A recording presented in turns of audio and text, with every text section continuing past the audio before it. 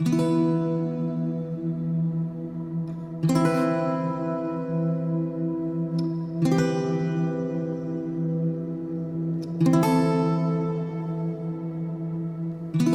man in a suit with short grey hair stands proudly at a lectern in the centre of the shot.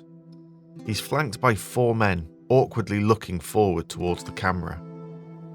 Behind him are a number of senior military figures in battle fatigues. Just off the centre of the shot and right at the back is a flag, hanging limp due to the lack of wind, but you can spot the colours, yellow, blue and red. It's the flag of Colombia.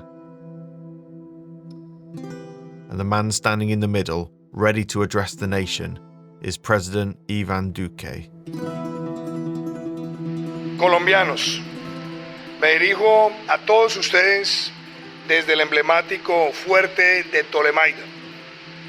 Quiero informarles que se ha adelantado una operación conjunta, articulada y meticulosa, con el nombre de Operación Osiris.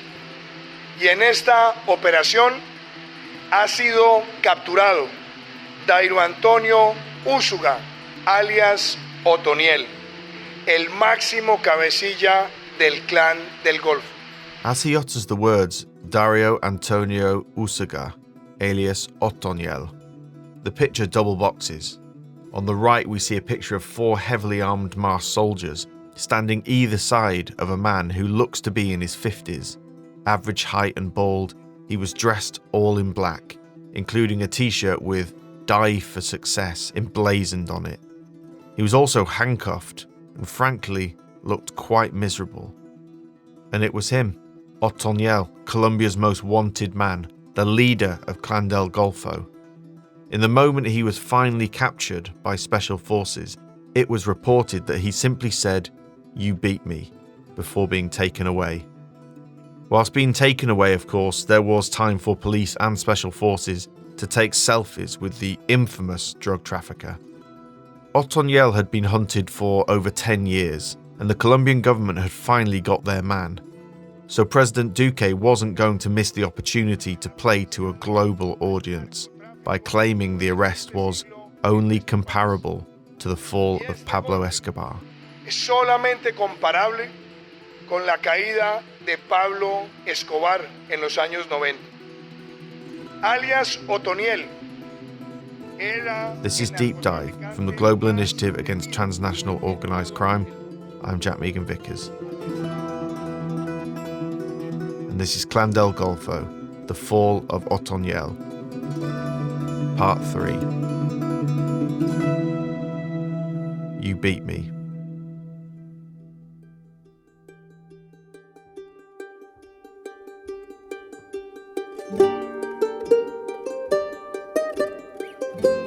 In the first 2 episodes, we tracked Otoniel's ascension to the top of Clan del Golfo, a position he assumed after the death of his brother Giovanni. Then we also looked at the group itself, some of the markets they're involved in and how they clean their money. Of course, we know about this armed strike he called in response to Giovanni's death, a show of strength that also made Otoniel a target for law enforcement. And that target would only get bigger as he promoted something else. Something that harks back to Pablo Escobar's war on the Colombian state.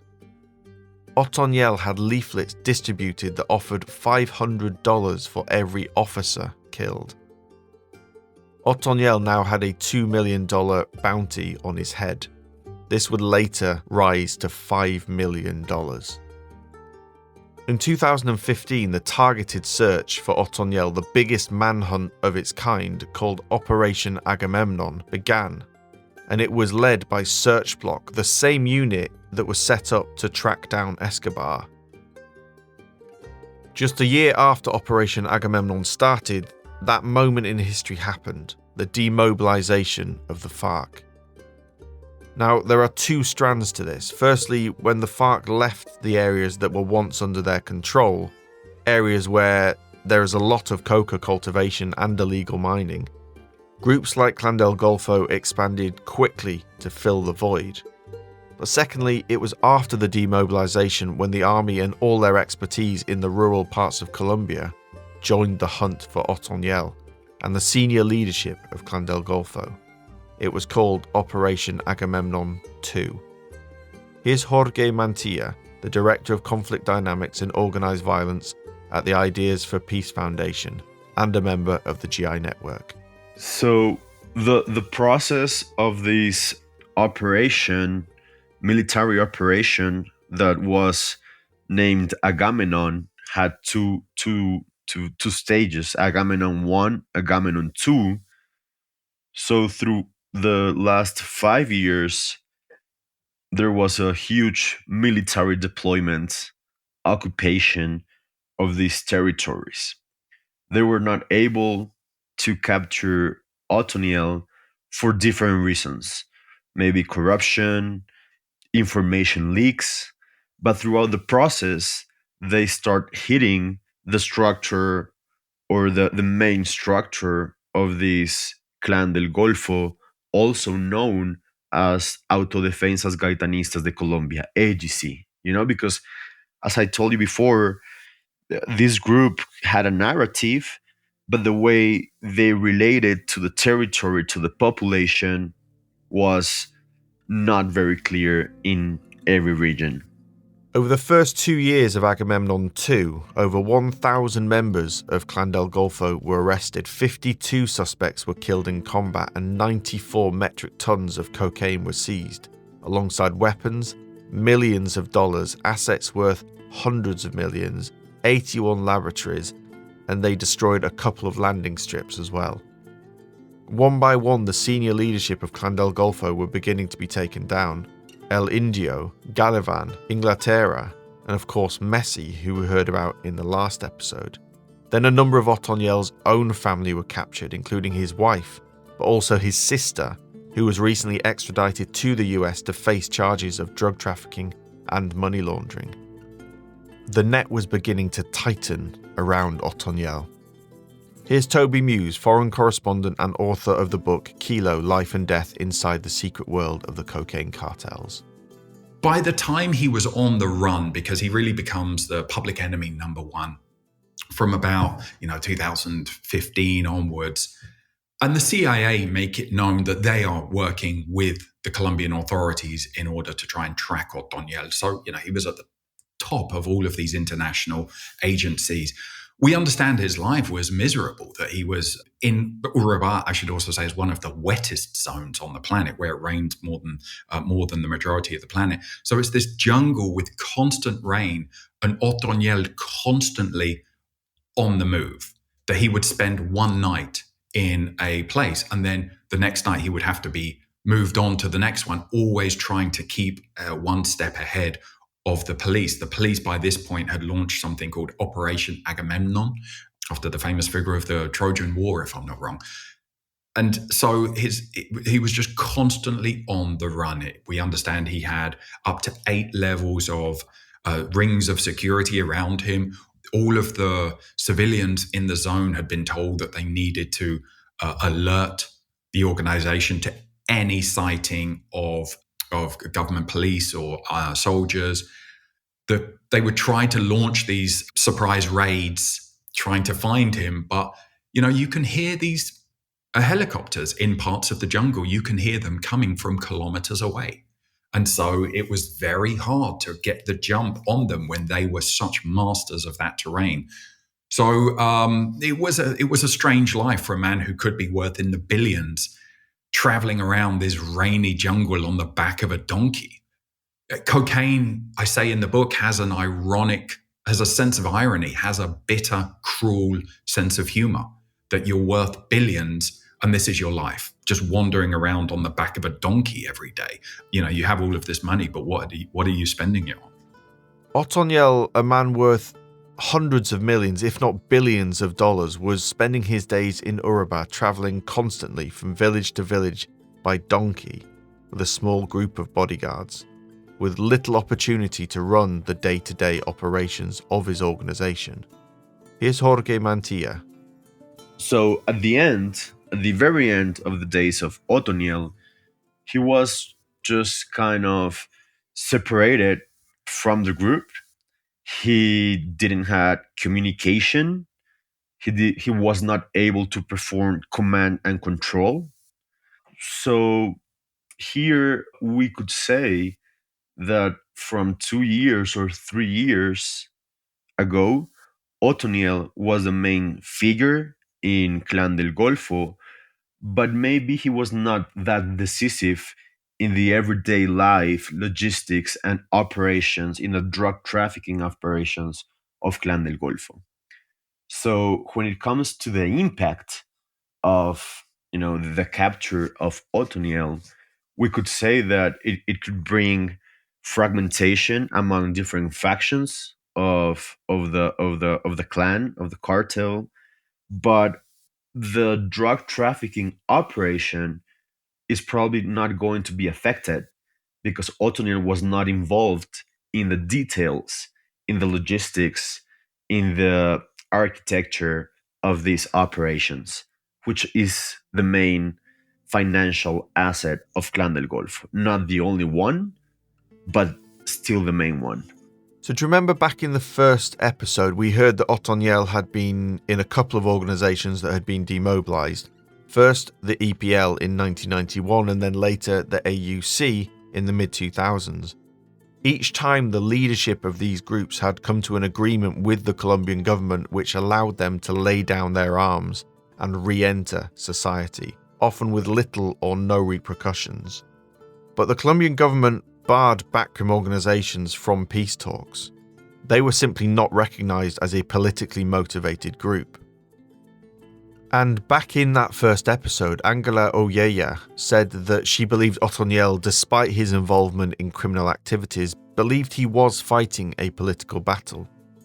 So Otoniel attempted to get peace talks to agree an amnesty. Here's Toby Muse again. And I would expand it, even take it beyond just getting to the top. The constant I found in speaking to every stage of the cocaine industry, when I was researching my book and interviewing these people, the constant I found was people had reached a certain point and they all regretted getting into it, because cocaine is the ultimate handshake with the devil. The deal is, you get into the world of cocaine and you can have the opportunity, there's no guarantee, but have the opportunity to have as much money as you want, to have that famous actress as a girlfriend, to drive that sports car, to have that apartment in Miami. But the deal in cocaine is you're not going to live very long, and that's really the deal, that you'll have the potential to have all of this. And I meet people who all regret it. They've had all of the benefits of this life in cocaine, but they can now see that the end is in sight. And that applied to this interview with this contract killer who may have killed hundreds of people in his life. He deeply regretted getting into it, but he knew there was no way out for it. A drug trafficker I interview, you can tell he's regretting it.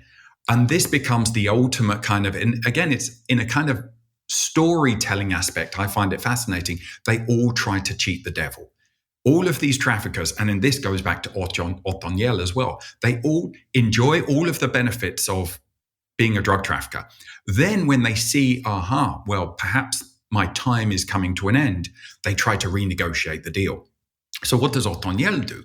Otoniel then, in around, I think it's 2017, puts out these videos where he's standing and talking straight to the government in one of the videos, and he says, I want to negotiate a surrender.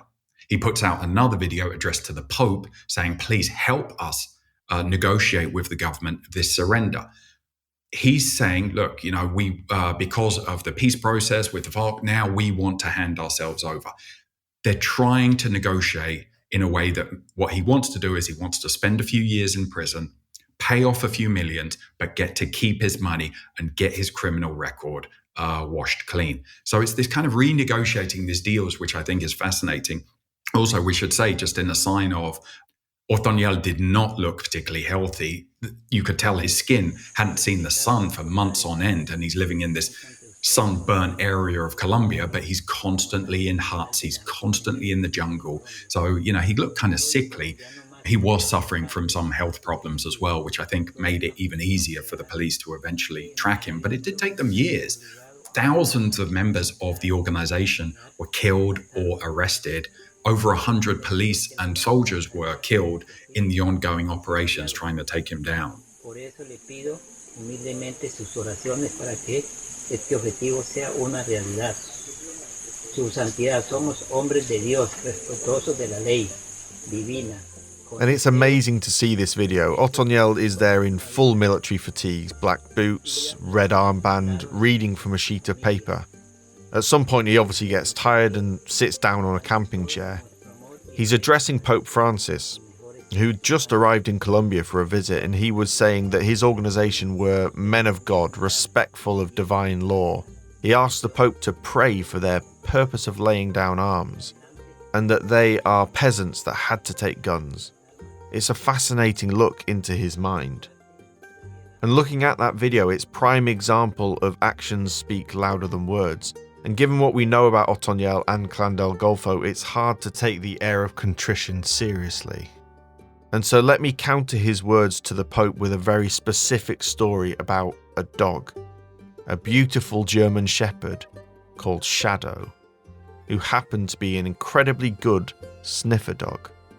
2:03 minutos de la tarde, una perra se convirtió en el principal dolor de cabeza de uno de los narcotraficantes más buscados del país.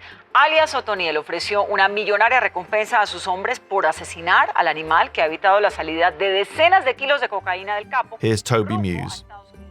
So the story of Shadow is she's a German Shepherd and she was working on the ports of the Caribbean coast.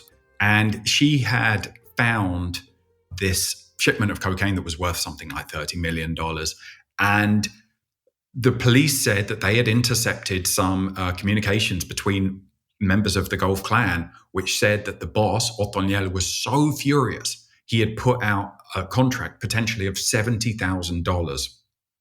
It's not clear if it was $7,000 or $70,000, but one of those figures to kill Shadow, to kill this drug detecting dog. To me, that was a sign of the utter insanity of the war on drugs. When you get to the stage of you're hiring professional assassins to try and kill a dog like it was Charles de Gaulle and it's Day of the Jackal or something, you've completely lost any sign of any mental sanity that you ever had.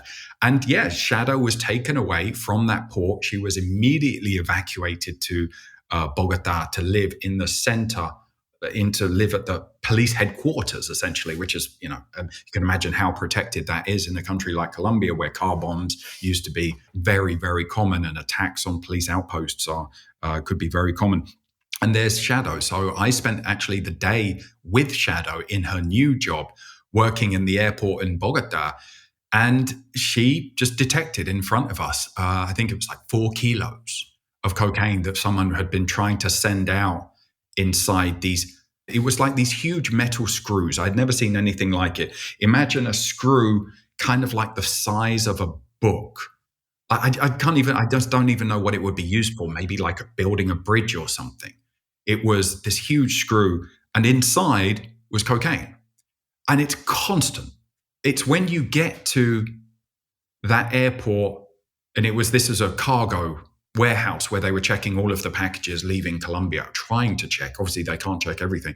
But you understand how constant this flow of drugs is out of Colombia. And there's Shadow just sniffing all of these packages as they go by her. And yep, she detected right in front of her eyes 4 kilos of cocaine. The police understood that they had this kind of amazing story on their hand of this hero dog. So in only the way of kind of a Gabriel Garcia Marquez, Macondo kind of story, the dog is invited on to like the top chat shows. And so there's these images of the dog sitting on a seat as it's being interviewed by a chat show host. The dog is given a medal. Andrea, muchas gracias y en nombre de los hombres y mujeres de la Policía Nacional, estamos aquí presentes mostrando el trabajo articulado del hombre, el canino de la Policía Nacional en las diferentes fenómenos. This isn't the only dog story surrounding Otoniel. Apparently he trained some beagles to bark and howl whenever they saw someone in uniform. I guess as a sort of early warning system. Anyway, when the police turned up at one farm looking for senior figures from Clan del Golfo, the barking dogs perhaps gave them the chance to escape.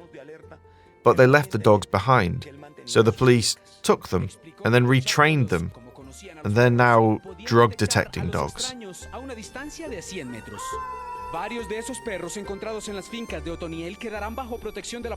As the years rolled on, Otoniel was constantly on the move, using a network of rural safe houses. He stopped using phones, instead using couriers for communication, fearful of venturing too close to any towns or cities for fear of capture. As the game of cat and mouse continued, the police found that Otoniel was living a sparse existence. The homes he stayed in had very little, but they did have orthopedic mattresses due to back problems. Eventually, signals intelligence from the US and UK joined alongside their Colombian counterparts to pinpoint his position. It was time to go and get him. Operation Osiris, named after the ancient Egyptian god of the underworld, was ready to go. It involved 22 helicopters and 500 members of Colombia's special forces, who entered the jungle to find Otoniel. President Iván Duque called it the biggest penetration of the jungle ever seen in the military history of our country. And so we come back to that announcement on the capture of Otoniel by President Iván Duque, when he said, only comparable to the fall of Pablo Escobar.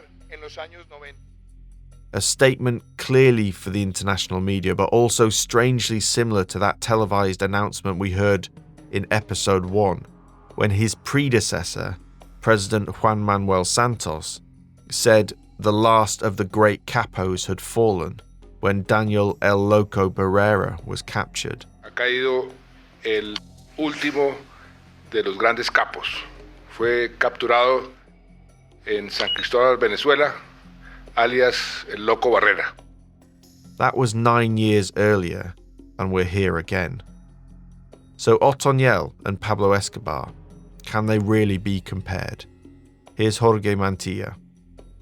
There's no point of comparison. I mean, Pablo Escobar died in Medellin, in the middle of a combat or engagement with authorities. Otoniel was captured in a very small village, kind of close to the Panama border. He was caught with 4 of his men. He's the main leader of a huge cartel, but when it comes to his reality, everyday reality, he was just with 4 of his men in a very small village, uncommunicated. So I think this is not the 90s, right? Colombia has performed, has gained a lot of capacity, has gained territory. It has a huge, let's say, contested areas and groups are very important. And we have huge challenges in terms of organized crime, in terms of armed conflict, in terms of violence. But I would say that there's no kind of territory in Colombia where the state, at least the military face of the state, cannot arrive and say like, hey, here I am, right? For Pablo Escobar, Cartel de Medellin was very, very different from the formation of Clan del Golfo. Clan del Golfo is more a network, whether the Cartel of Medellin was a classic cartel with a leader, with a very clear kind of structure where orders were, top to down, and Clan del Golfo is more like a everyday bargaining thing where criminal factions ally or not in terms of their interests, in terms of their illicit economies, in terms of territorial assets. So yes, it's much more the president talking to the media and trying to say it's a big goal in a context where the public safety policy through the last 4 years has not been that successful. The capture of Otoniel was an example of the kingpin strategy, which has been going on for decades, the idea of decapitating the head of a criminal organization. We saw it with Escobar, El Chapo, even Daniel El Loco Barrera, who we met in episode 1. So remember when the president called El Loco the last of the great capos? He was quickly replaced by Otoniel and his brother Giovanni. I guess my question is about the Kingpin strategy itself. Can it be considered a success given that another person always seems to step up? Here's Angela Oyeya, the co-founder and senior researcher at the Conflict Responses Foundation in Colombia. Well, I think this government especially don't have a very clear security strategic. So what they are doing is copying some elements of other security strategics to assume the fighting. But I think they are trying like to improvise something, and they are already doing it for 3 years. But they don't have a clear security strategic. And this relationship with the drug trafficking is because this called the media attention, this called the numbers, and it's easy to show the numbers, to show how many areas do you eradicate, how many areas you see the coca crops went down. But at the end of the day, it's because they don't read the armed groups in a very appropriate way. I'm not sure if they have the ability, because this political fighting between this government and the government who did the peace process is bringing us a lot of bad consequence. And definitely they are not trying to do something, they are trying to show something. Yeah, so it's almost like it's for the media and the wider population to show you're doing something, even though if you look at it from the bigger picture, it might not necessarily make a massive difference. No, definitely no. If the difference is doing it is in a very wrong way, in a bad way, because they are fragmenting the groups. So they are affecting the security of the communities. They are fragmenting these groups, but not eliminating them. And with this, I will say that this happened with the capture of Otoniel. The President Duque say that with the capture of Otoniel, they already eliminate the AGC. And that's not true. Actually, he said exactly the same with the Caparrapos, that were a very local armed groups that were fighting with the AGC, and the Caparrapos is still going on in their areas. Not that strong, but they are still going on, and it depends of how they play their cards to see if in 1 year they are still fighting, or definitely they are absorbed for other group or something like that. But it is not that they eliminate the group, and that's like the logic that the government is using now. And that's where the limitations of the current Kingpin strategy are clear. These groups often continue. The production of cocaine is at a record high. Illegal mining is destroying more and more land. Violence is pervasive. Here's Jorge Mantilla again. So we are very aware of the limitations of this strategy. It has been around for a long time. Multiple names and leaders, have been captured, have been killed. But GI-TOC just kind of 1 month ago, this organized crime index still shows Colombia in the second place. So I think the efficiency of this strategy is very contested in terms of what are your priorities in terms of public safety and in terms of security. You want to kill and capture people, or you want to protect communities? And the Kingpin strategy is not very related to the protection of communities, to less homicides, to less extortion, to less drug trafficking. So this is a problem that relates not only the strategic approach to organized crime, but it also involves, for example, the war on drugs, which Colombia has fought for 2 or 3 decades and still remains as the first country in the world in terms of producing and exporting cocaine, for example. And then you have the groups themselves. Does the removal of Otoniel actually make a difference to the day-to-day operations of Clan del Golfo? Angela told us in the first episode that they operate a sort of franchise system, which means it's already decentralized.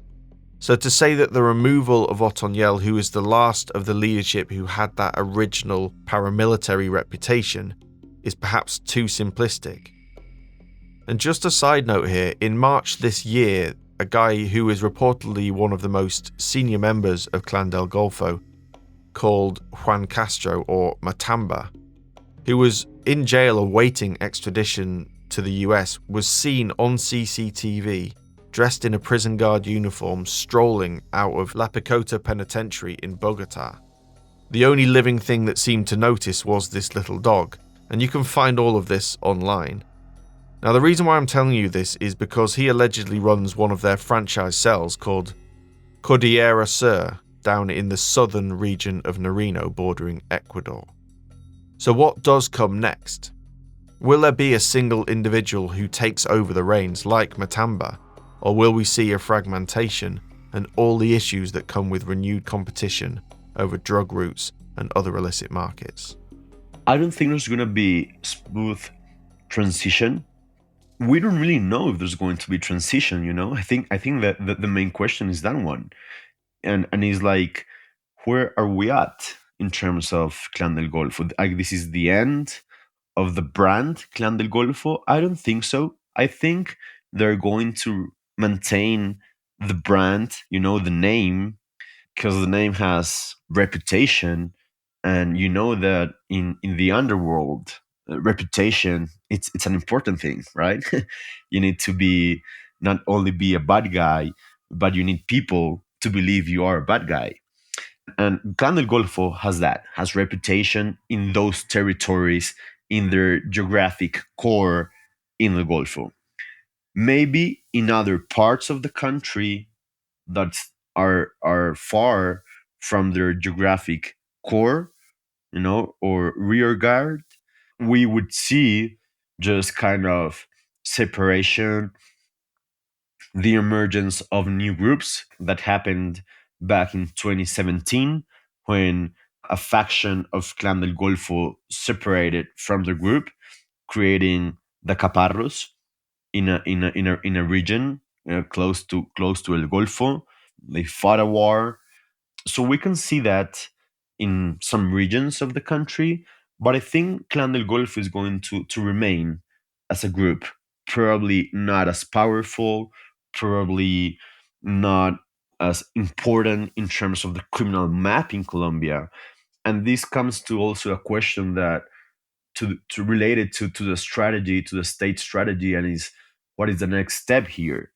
You know, in a context of fragmentation, what is the next step? Because it seems that the kingpin strategy has no, you know, kingpins anymore. Otoniel could be the last huge kingpin in Colombia. And that doesn't mean the organized crime in Colombia is going to stop to be important, is going to stop to be decisive, is going to stop to perform criminal governance, but it's just a setting in which groups are more fragmented, are more local, and that deserves a new strategic assessment. Here's Toby Muse. This puts the war on drugs really under the microscope more than anything, because the war on drugs is always saying, give us more money, give us more resources, and then we can take down these top capos, these top drug lords. That's the definition of success for the war on drugs. So I would say at this point, okay, you've now just taken down. Congratulations. That's a victory for you. No matter which way you look at it, on your own logic, people of the FBI, the DEA, the Colombian police, you have scored a victory. You have told us these victories are the way to win. Okay, now in 6 months' time, let's look and see if this has slowed the flow of cocaine by 1 second. And if it hasn't, which I suspect it won't, can we finally agree that even in your victories, you are not winning this war on drugs and a new approach is needed. This completely puts the responsibility on those constantly advocating for this model of fighting the war on drugs. With this victory, surely we're going to see some overall permanent victory in the war on drugs, right? You've taken down a huge drug trafficker. And if it doesn't lead to any change in how we fight the war on drugs, the question is why? Then surely this shows the hollowness of this model that we've been fighting. So what of Otoniel now? Well, he's waiting for extradition to the United States, following in the footsteps of those infamous narco-traffickers and some of his family members.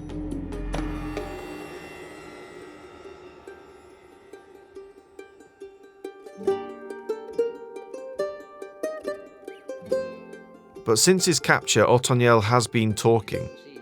He's been talking to the Colombian Special Jurisdiction for Peace, or JEP, which was set up after the demobilization of the FARC in 2016. They basically look into crimes committed during the armed conflict that has plagued Colombia for so long. Anyway, it was during this that Otoniel apparently started to spill the beans on some of those who allegedly worked with the paramilitaries. But in February this year, there was a break-in at the home of one of the commission investigators, and apparently the unknown robbers were looking for something very specific: a digital recorder and a computer, where a recorded interview with Otoniel from just a couple of days before was being stored. After this theft, the police sat in on interviews, even stopping the proceeds due to concerns that Otoniel was planning to flee. At the time of recording, Otoniel is still awaiting extradition to the United States on charges of drug trafficking. So where does Clan del Golfo go from here? We'll have to wait and see.